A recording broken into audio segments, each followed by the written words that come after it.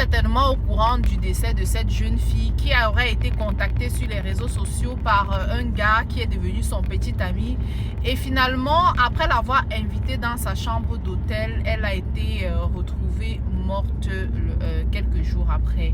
Et j'ai vu beaucoup de personnes à fond dans la critique comme quoi c'était une vendeuse de piment, elle a fait comment pour arriver là-bas, un gars te contacte sur les réseaux. Et moi, vu que beaucoup de choses se disaient, j'ai moi décidé de partir faire un peu de recherche pour savoir de quoi est-ce qu'il s'agissait, quoi. Donc en réalité, ce que j'aurais appris, c'est que la fille a été contactée sur les réseaux, c'est vrai. Elle a commencé à sortir avec le gars, donc elle ne partait pas vendre le piment. Là, c'est déjà autre chose. Et le gars s'est présenté comme un benguiste. Il arrive dans le pays, il invite la fille, lui dit, bah écoute, je suis en vacances et je suis en vacances avec plusieurs de mes amis. Donc si ça te dit, invite quelques-unes de tes amies, on va aller, on va fêter ensemble. Enfin, il avait comme un... Vous voyez, c'est un palais, on appelle ça comment là? Et il avait loué ça. Il a fait croire à la fille que ça lui appartenait. Il a dit que bon, écoute, viens, tu vas faire à manger avec tes copines, on va faire la fête, ce sera cool, vous allez apprécier. La fille également, bah, quand tu as ton gars benguiste qui te dit qu'il a ses amis, on sait que c'est ce qu'on fait, ouais.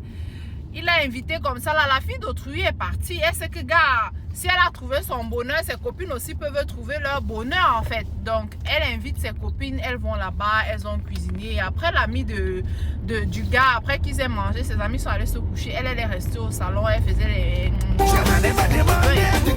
Et il y a sa copine, ses copines étaient là, qui étaient là, qui s'est sentie. Pendant que moi je suis bien. Elle dit bah écoute ma puce, vu que la fête on a dit qu'on va organiser, ça va se passer ce soir, c'est mieux que je rentre à la maison, je te laisse ton copain et toi vous profitez, vu que vous n'avez pas assez de temps, je vais revenir après. Elle est rentrée à la maison, mais elle ne savait pas que c'était la dernière fois qu'elle voyait sa copine. Donc, elle arrive à la maison en soirée, quand il faut déjà revenir à la fête avec les autres copines. Elle s'appelle la fille, le numéro de la fille ne passe pas. Bah, elle se dit la fête doit avoir été annulée. Elle a oublié de nous dire sûrement, elle est dans les lobbies là-bas et tout, alors que sûrement la go n'était plus là. Donc, elles ont dormi. Le lendemain, elles avaient un rendez-vous avec leurs copines. Du coup, quand elles appelaient la fille, elle ne décrochait pas. Elles se sont directement déplacées. Elles sont parties chez la fille pour la voir là-bas et qu'elles fassent leur programme, quoi. Sauf qu'elles arrivent, la fille n'est pas là. Elles attendent tranquillement. Ouais, la fille va sûrement arriver d'un moment à l'autre. Elles attendent tranquillement, la fille n'arrive pas. Et puis, à un moment donné, la fille leur envoie un message comme quoi... je suis à la maison, les filles, ne vous inquiétez pas, tout va bien. Les filles disent, mais attends un peu. Comment elle peut nous envoyer un message qu'elle est à la maison et pourtant nous sommes à la maison, nous ne la voyons pas. Elle commence à appeler, la fille ne décroche pas. Et puis il y a la maman de la fille qui appelle le numéro de son enfant en ne voyant pas sa fille retourner le matin. Elle appelle le numéro de son enfant pour avoir des nouvelles. La fille ne répond pas. Et puis, le numéro, elle envoie le message et il y a des messages qui arrivent à la maman. Comment la fille lui parle vraiment très mal. Elle ne reconnaît pas le langage de sa fille dans cette vidéo. Au contraire, elle veut d'abord s'énerver. Après, elle se dit, mais attends un peu.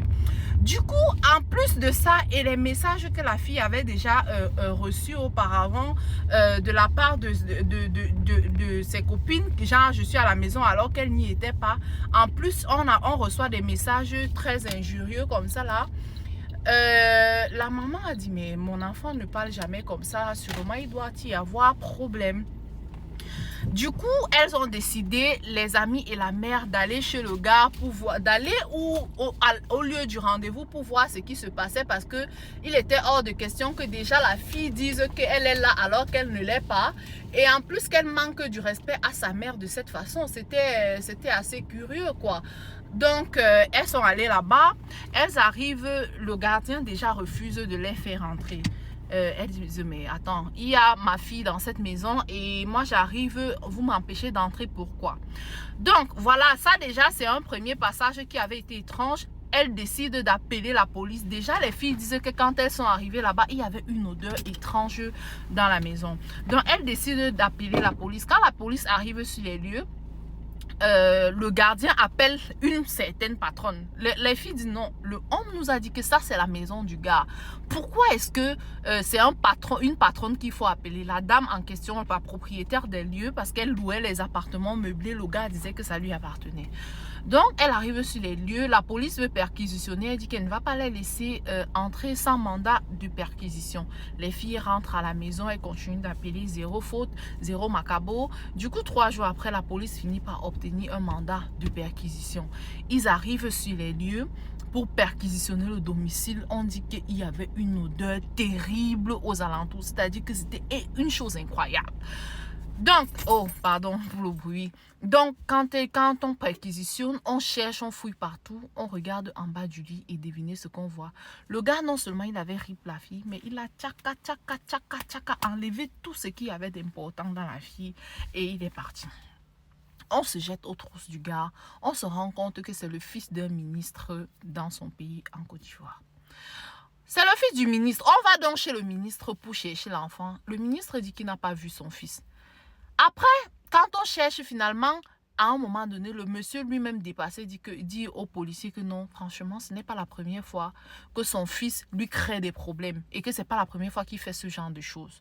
Donc, il finit par livrer son enfant. On arrête le gars en question.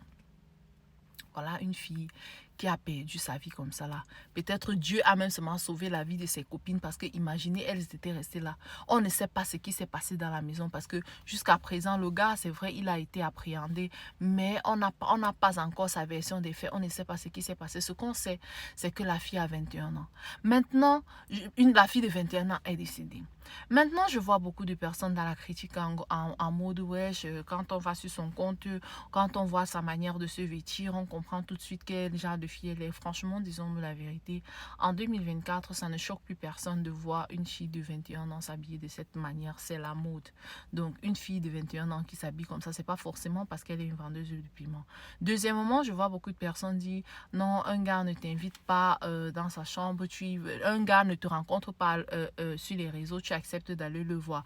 Combien d'entre nous ont trouvé l'amour, se sont mariés et ont des familles aujourd'hui après s'être rencontrés sur Internet? Moi, je dirais que ce sont les choses de la malchance parce que peut-être il pouvait ne pas lui faire du mal. Il y a plein d'histoires qui commencent comme ça et qui se terminent bien. C'est vrai qu'il faut faire attention. Encore que ce n'est pas forcément parce que tu connais quelqu'un depuis 50 ans que la personne ne peut pas te faire du mal. On voit dernièrement des femmes qui tombent sur les coups de leur mari. Vous voulez dire que c'est parce que ces femmes-là ne connaissaient pas suffisamment leur mari. Bien sûr qu'elles connaissaient suffisamment leur mari, mais leur mari n'était pas... enfin, ils étaient peut-être les personnes qui pensaient... Ce que je veux dire, c'est que ce sont des choses qui arrivent. Ne soyons pas toujours dans le genre on est en train de vouloir tellement critiquer que à un moment donné on critique seulement pour critiquer. Vous voyez, ce n'est même pas le moment de critiquer parce que la famille de la fille est déjà éprouvée, la fille a déjà perdu sa vie. C'est vrai, parlons-en pour comment je vais dire, pour sensibiliser. Pas que la jeunesse, même les plus vieux, n'importe qui peut tomber dans ce genre de piège. Parlons pour sensibiliser, mais ne critiquons pas au point de faire comme si ce sont les choses qui arrivent seulement aux autres en fait.